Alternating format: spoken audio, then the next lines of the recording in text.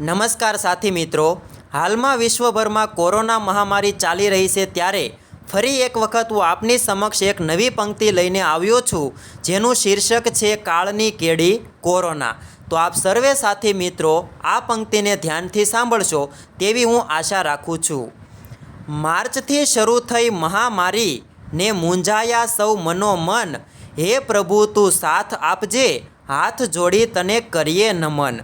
એપ્રિલમાં તો દેશ આખામાં ફરી વળ્યો તું બની કાળ, કોઈક ઉપાય તો મળી જશે, તું માત્ર પોતાને સંભાળ। મે મહિનામાં ગતિ પકડી આખા વિશ્વમાં તું છવાયો, તાવ શરદીને છીક ઉધરસનો વિશ્વ આખામાં વાયરો વાયો।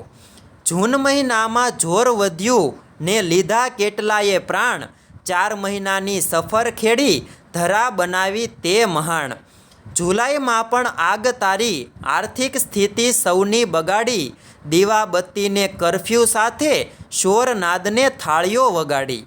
હઠ પકડી છે તે હવે તો ક્યારે જઈશ તું ઘેર, કહ્યું ક્યાં માને છે કોઈનું, કયા ભવનું તું વાળે છે વેર।